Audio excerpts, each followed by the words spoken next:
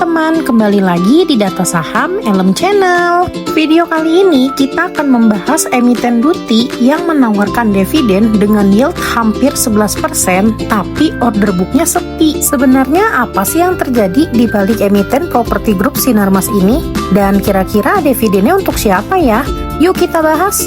PT Duta Pertiwi Tbk atau emiten Duti, salah satu emiten properti milik grup Sinarmas. Dalam beberapa tahun terakhir, semakin terlihat seperti dalam tanda kutip saham keluarga ketimbang saham publik yang aktif diperdagangkan. Payout rasio Duti menembus 200%. Neraca keuangannya pun nyaris tanpa utang. Sayangnya, tidak ada transaksi yang terjadi di pasar. Dalam RUPS tahunan yang digelar pada 17 Juni 2026, Duti memutuskan untuk membagikan dividen tunai sebesar 480 per saham atau setara dengan total 888 miliar. Angka ini sebenarnya cukup mengejutkan jika dibandingkan dengan laba bersih tahun 2025 yang hanya 422 miliar.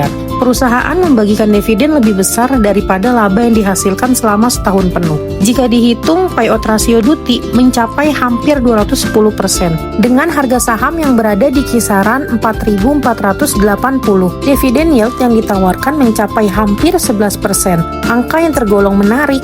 Jika dividennya sebesar itu, lalu kenapa sahamnya tidak bergerak? Data menunjukkan jumlah saham yang beredar mencapai sekitar 1,85 miliar lembar. Namun free float perusahaan hanya sekitar 0,54%. Dengan kata lain, lebih dari 99% saham perusahaan dikuasai oleh pemegang saham pengendali dan kelompok afiliasinya. Free float 0,54% merupakan angka yang sangat kecil. Secara kasar, saham yang benar-benar beredar di publik hanya sekitar 10 juta lembar dari total 1,85 miliar lembar saham. Akibatnya, likuiditas saham menjadi sangat rendah. Bahkan, kondisi order book yang kosong bukanlah sesuatu yang aneh bagi emiten Duti. Pada perdagangan terakhir, terlihat hanya ada antrian beli dan jual masing-masing 40 lot di harga 4.420 dengan frekuensi transaksi yang sangat minim. Fenomena ini membuat saham Duti memiliki karakter yang berbeda dengan mayoritas saham di Bursa Efek Indonesia. Harga saham tidak bergerak karena hampir tidak ada saham yang berpindah tangan. Untuk siapa sebenarnya dividen sebesar 888 miliar itu dibagikan? Kalau secara teori, dividen dibagikan kepada seluruh pemegang saham. Namun, karena mayoritas saham Duti dimiliki oleh pemegang saham pengendali, maka sebagian besar dana dividen otomatis akan kembali ke kantong pemilik utama perusahaan. Inilah alasan mengapa beberapa emiten dengan free float sangat kecil sering kali terlihat royal membagikan dividen. Dividen bukan hanya menjadi bentuk penghargaan kepada investor publik, tetapi juga menjadi mekanisme distribusi kas kepada pemegang saham pengendali. Meski demikian, bukan berarti fundamental Duti buruk, justru sebaliknya. Jika melihat kondisi keuangan perusahaan, Duti termasuk salah satu emiten properti dengan neraca paling sehat di bursa. Total ekuitas perusahaan mencapai 16,15 triliun per akhir 2025. Sementara saldo laba ditahan yang belum ditentukan penggunaannya mencapai 9,39 triliun. Angka tersebut menunjukkan bahwa perusahaan memiliki cadangan kas dan akumulasi keuntungan yang sangat besar dari tahun-tahun sebelumnya. Dilihat dari sisi solvabilitas, current ratio mencapai 4,22 kali dan quick ratio sebesar 2,28 kali. Artinya, aset lancar perusahaan jauh lebih besar dibandingkan kewajiban jangka pendeknya. Yang lebih menarik lagi, rasio total liabilitas terhadap ekuitas hanya sekitar 0,23 kali. Sedangkan financial leverage-nya juga hanya 1,49 kali. Dengan kata lain, Duti bukan perusahaan yang agresif menggunakan utang untuk membiayai bisnisnya.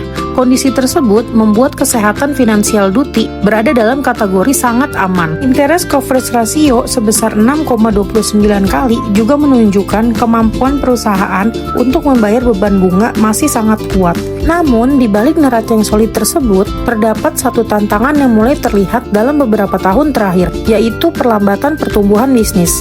Pendapatan Duti sepanjang 2025 hanya mencapai 2,73 triliun, turun cukup tajam dibandingkan 4,42 triliun pada 2024 dan 3,86 triliun pada 2023. Penurunan yang sama juga terjadi pada laba bersih. Setelah mencetak 852 miliar pada 2024, kini laba bersih bersih pada 2025 turun menjadi 422 miliar. Artinya, secara operasional perusahaan sedang menghadapi perlambatan penjualan dan pengakuan pendapatan proyek properti. Meski demikian, margin keuntungan Duti masih tergolong sehat dengan laba bersih 422 miliar dari pendapatan 2,73 triliun. Perusahaan masih mampu mempertahankan profitabilitas di tengah siklus properti yang belum sepenuhnya pulih. Jadi, bagi investor yang mencari capital gain, Duti mungkin bukan pilihan ideal. Likuiditas yang sangat tipis membuat saham ini sulit diperdagangkan dan pergerakan harga cenderung stagnan dalam waktu lama. Namun, bagi investor yang berorientasi pada pendapatan dividen, Duti memiliki daya tarik tersendiri. Mulai dari yield 2 digit, neraca yang sangat kuat, serta tradisi pembagian dividen yang konsisten menjadi alasan mengapa sebagian investor tetap mempertahankan saham ini meski nyaris tidak ada aktivitas perdagangan. Oke, segitu dulu video dari kami. Jangan lupa subscribe, like, dan nyalain notifikasinya. Bye!